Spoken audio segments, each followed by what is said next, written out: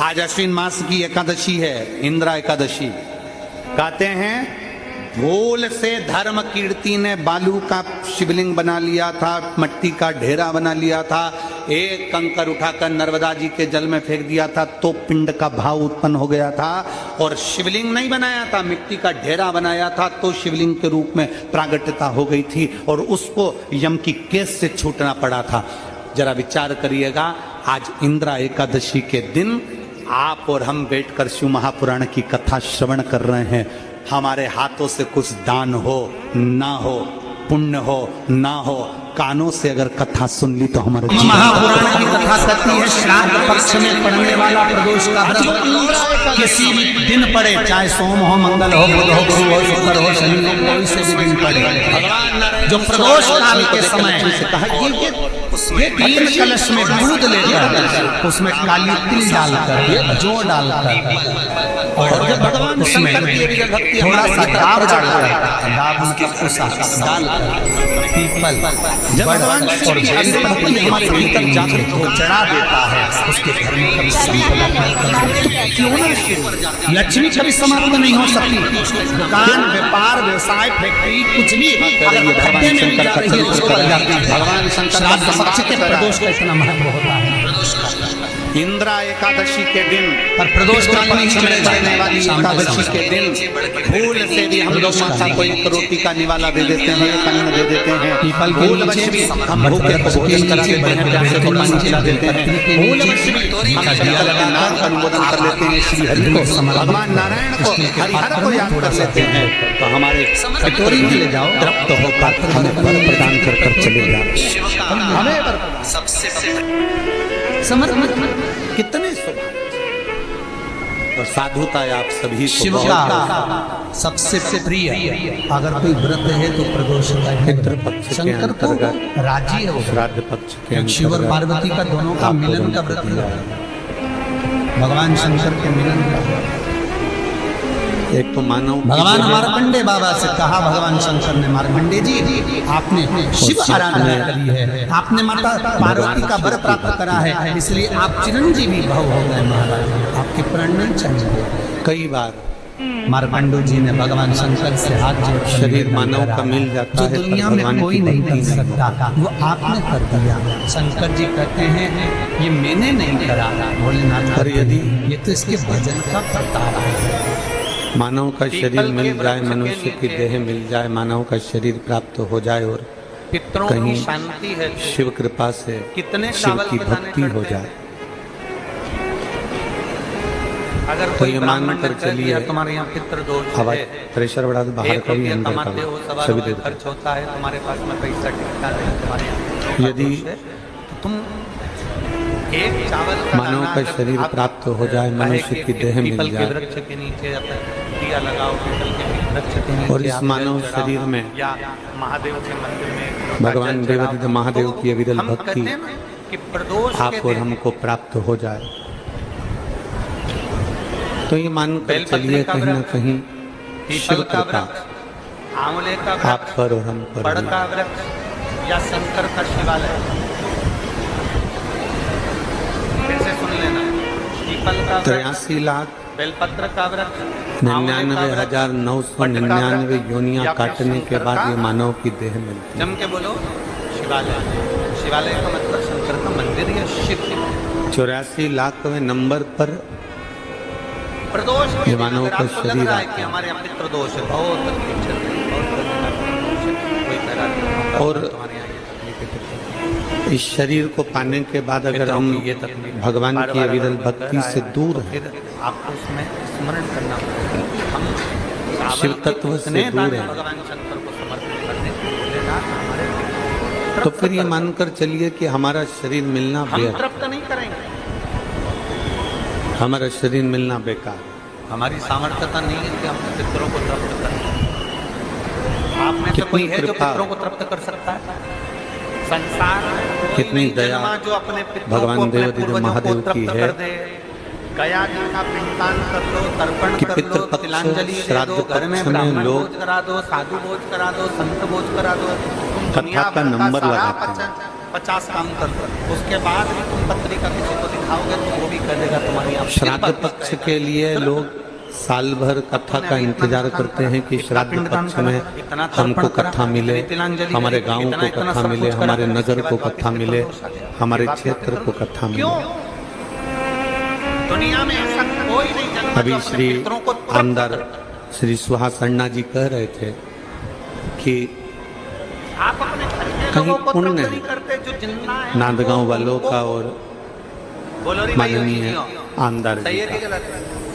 जो जिंदा लोग इस है, माँ बाप अपने पितृपक्ष बेटे की के लिए कथा कितना के भी लिए करते हैं, कितना नंबर भी। लगाते आज हैं। भी मेरे दिन बेटा कह फिर देता तुमने हमारे लिए क्या वो किया? कथा उनके नगर में होती है तो एक बहू उत्साह के लिए एक कितना आनंद कर लो, रहता है। आखिरी में बहू कह देगी वो तो जेठानी को ज्यादा करती है, नांदगांव देवरानी को ज्यादा वालों करती है। को हमको करती है, और माननीय अपनी ननद को ज्यादा करती है। आमदार सुहाजी बेटी को अन्ना जी ज्यादा को मैं करती है। साधुवाद देता बेटी को हूँ। लगता है कि बहू को ज्यादा श्रीमती करती सुअंजुम ताई जी को भी दामाद को बहुत लगता है बहुत बेटी को ज्यादा साधुवाद देता हूँ, नातीपन की सबको कितना भी कर लो, तुम जिन्होंने अपने इस अड़ोसी, पवित्र पड़ोसी, कथा का तुम्हारे लाभ लिया रिश्तेदारों है। को तुम कितना भी दे लो, नांदगांव वासियों कितना के भी लिए, करो। अपने क्षेत्र वासियों के लिए पितृपक्ष में ये कथा ली है और पूरे क्षेत्र वासियों का कल्याण किया है, पूरे क्षेत्र वासियों। कैसे अपनी सामर्थ्यता, शरीर मिल गया, अपनी मानो सामर्थ्यता है कि अपनी प्राप्त कर ले, प्राप्त हो गया। अपनी कोई सामर्थ्यता और शरीर प्राप्त करने के बाद भी हम भगवान की भक्ति से अगर दूर रह गए या अपनी सामर्थ्यता तो फिर उस शरीर के प्राप्त करने का कोई फल ये अपनी सामर्थ्यता नहीं है कि हम अपने बच्चों को अपने नहीं। अगर शरीर मिला है, कौन करेगा? शरीर प्राप्त हुआ है तो भगवान की अविरल भक्ति भी हमें जिनकी प्राप्त है। शरण में मित्र, वास्तु के देवता भगवान एक- शंकर, जरा विचार करिएगा, आज पितृपक्ष की एकादशी है, स्मरण करिएगा कथा का। गाड़ी वाला गाड़ी लेकर जा रहा है और गाड़ी ले जाते बीच में वो हॉर्न दे रहा है, हॉर्न बजा रहा है।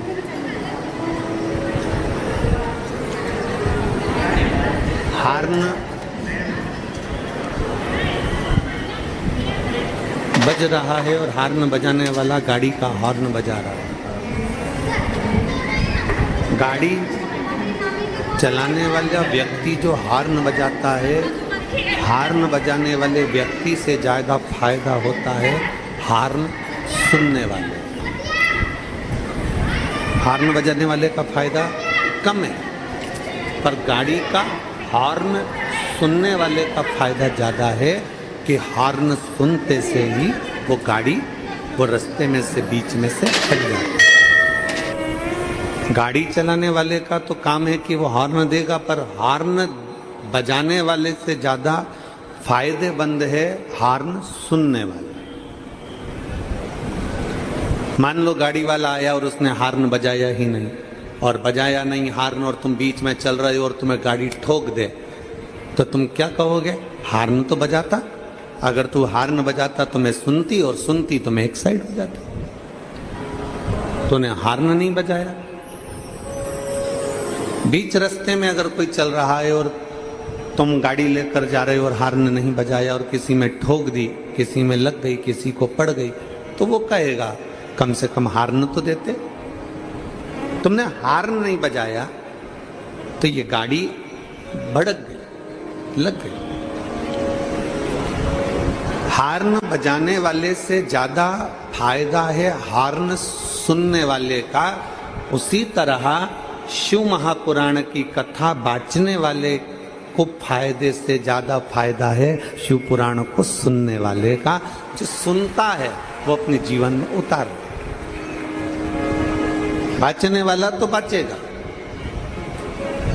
सुनाने वाला तो सुनाएगा, पर उसमें सबसे ज्यादा लाभ है आपका। आप जब अपना घर छोड़कर, परिवार छोड़कर, कुटुंब छोड़कर, अपना द्वार छोड़कर जब भगवान के दरवाजे पर आते हो, जब शिव महापुराण की चौखट तक पहुंचते हो, कुबेरेश्वर धाम तक पहुंचते हो, बाबा के धाम तक पहुंचते हो, तो एक ना एक दिन मेरा कुबेर भंडारी भी अपना द्वार छोड़कर तुम्हारे दरवाजे पर जरूर आता है। हम किसी के दरवाजे पर गए हैं तो कोई हमारे दरवाजे पर आएगा। हम किसी रिश्तेदार के घर शादी में गए हैं तो रिश्तेदार हमारे घर आएगा। ये आपके और हमारे ऊपर निर्भर करता है।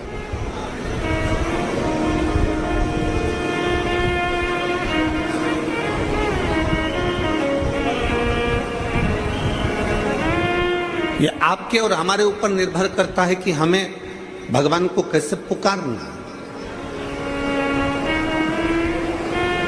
हमें अपने सनातन धर्म की कैसे रक्षा करना, हमें अपने सनातन धर्म को कैसे मजबूत करना, ये आपके और हमारे ऊपर निर्भर करता है।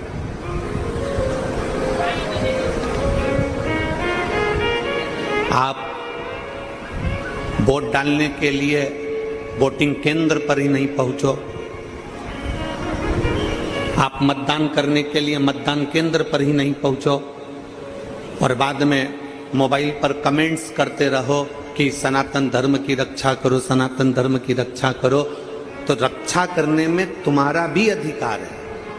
अपने मत का, अपने वोट का जब आप सदुपयोग करते हो तो हमारा सनातन धर्म और ये राष्ट्र अपने आप मजबूत होते चले जाता है और आगे बढ़ता चले जाता है।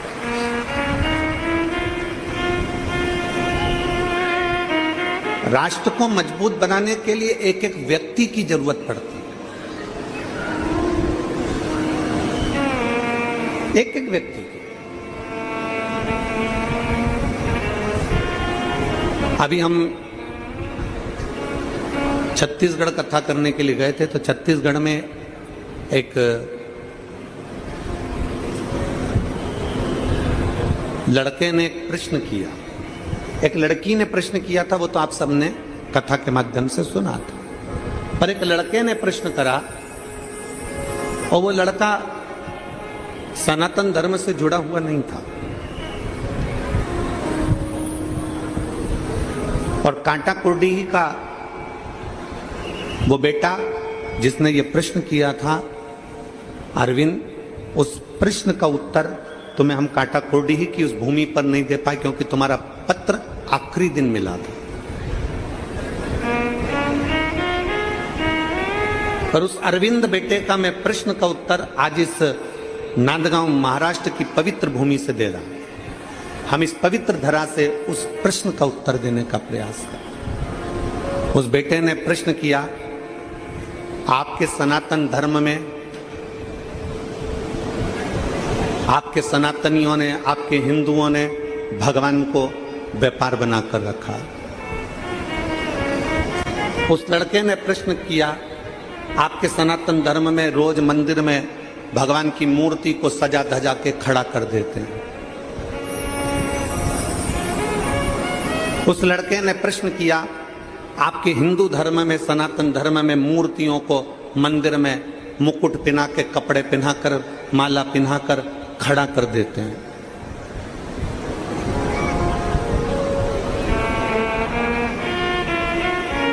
व्यापार बनाकर रखा। उसने लिखा, मैं उस अरविंद बेटे से कहना चाहूंगा जिसने ये पत्र भेजा था और कहा था कि सनातन धर्म में मूर्तियों को श्रृंगार कर कर, मुकुट पहनाकर, कपड़े पहनाकर, खड़ा कर कर मंदिर में रख देते हैं। बेटा, पहले तो आप समझिए कि इसको व्यापार नहीं कहते हैं, इसको व्यवसाय नहीं कहते हैं। हमारे सनातन धर्म में मूर्ति को सजा धजा कर मंदिर में खड़ा इसलिए रखते हैं क्योंकि उसका भक्त कब पुकार ले तो भगवान को तोड़कर भागना पड़ता है। कितना सुंदर संवाद महाभारत के अंतर्गत आया। जुआ खेलने के लिए जा रहे हैं पांडव कौरवों के साथ में, चौसर खेलने के लिए जा रहे हैं पांडव कौरवों के साथ में, और जुआ खेलने जाते समय, चौसर खेलने जाते समय पांडव, भगवान कृष्ण को मालूम पड़ा कि आज अर्जुन, नकुल, सहदेव, भीम, युधिष्ठिर जुआ खेलने के लिए चौसर खेलने जा रहे हैं।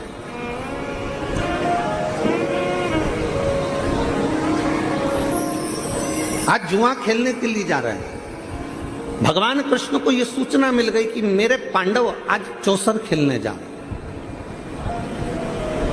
और भगवान कृष्ण मस्तक पे मुकुट लगाकर वस्त्र धारण कर कर श्रृंगार कर कर जहां पांडव जा रहे थे उनके आगे आगे भगवान कृष्ण चलने लगे।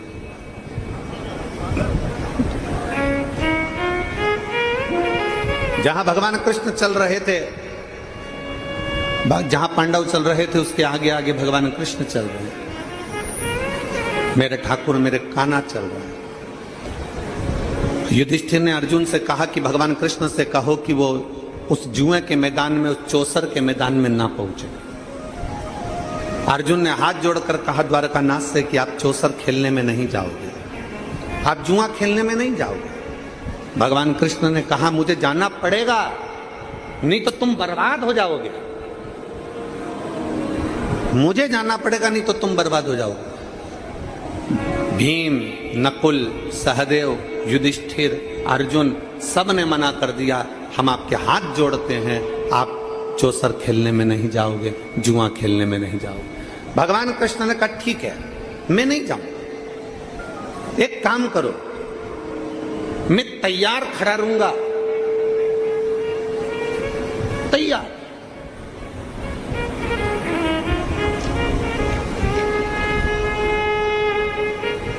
मैं एकदम तैयार खड़ा हूं, मैं अंदर नहीं जाऊंगा।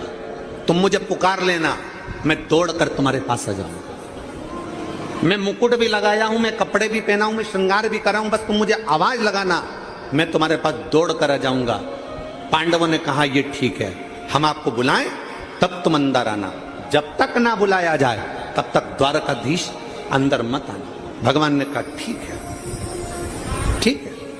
भगवान मुकुट पहनकर बैठे नहीं, भगवान मुकुट पहनकर खड़े रहे, खड़े रहे, इंतजार करते रहे, पांडव मुझे बुलाएंगे, पांडव मुझे बुलाएंगे। चौसर में हारते रहे पांडव, पर भगवान को नहीं बुलाया। आखिरी में बुलाया किसने था? जब द्रौपदी का चीर खींचा तब द्रौपदी ने पुकारा, तो भगवान दौड़कर उस द्रौपदी का चीर बढ़ाने के लिए। दुनिया के लोग कहते हैं, वो बेटा कह रहा था अरविंद कि आपके हिंदू धर्म में, सनातन धर्म में भगवान को व्यापार बना दिया, मुकुट पहनाकर, कपड़े पहनाकर, श्रृंगार कर कर मंदिर में भगवान को खड़ा रखते हो। हम कहते हैं कि मेरा भगवान श्रृंगार कर कर रोज मंदिर में खड़ा इसलिए रहता है क्योंकि कोई भक्त जब उसे पुकारेगा तो 1 मिनट की देरी ना लगे और वो मंदिर छोड़कर भाग कर चला जाए।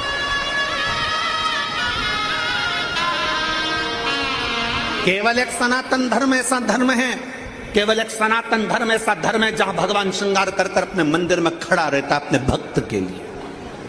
मेरा पांडुरंगा हरि विठल दोनों हाथ कमर पर रखकर खड़ा रहता है अपने भक्त के लिए कि कब मेरा वारकरी, कब मेरा भक्त मुझे पुकारेगा और मुझे अपना पंढरपुर छोड़कर वहां भागना पड़ेगा।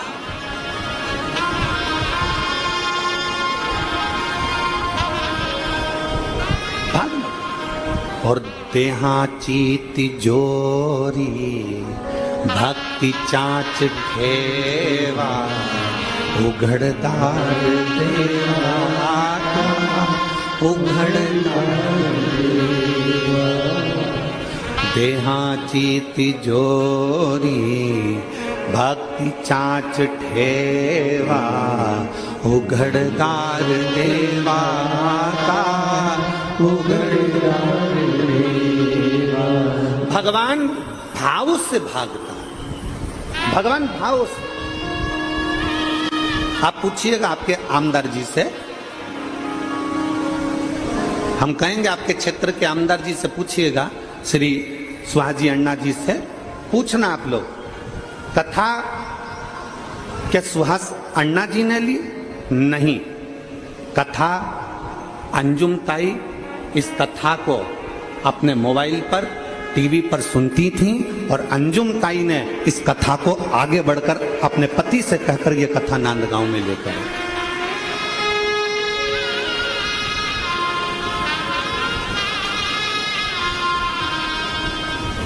सौभाग्यवती अंजुम ताई इस कथा को सुनती रही और उनके मन में था नासिक कथा हो गई, मालेगांव कथा हो गई, पर नांदगांव कथा से रह गए। और कई बहनें उनसे जब मिलती थी तो कहती थी कथा सुनना है ताई, कथा सुनना है ताई, कथा सुनना है। और आज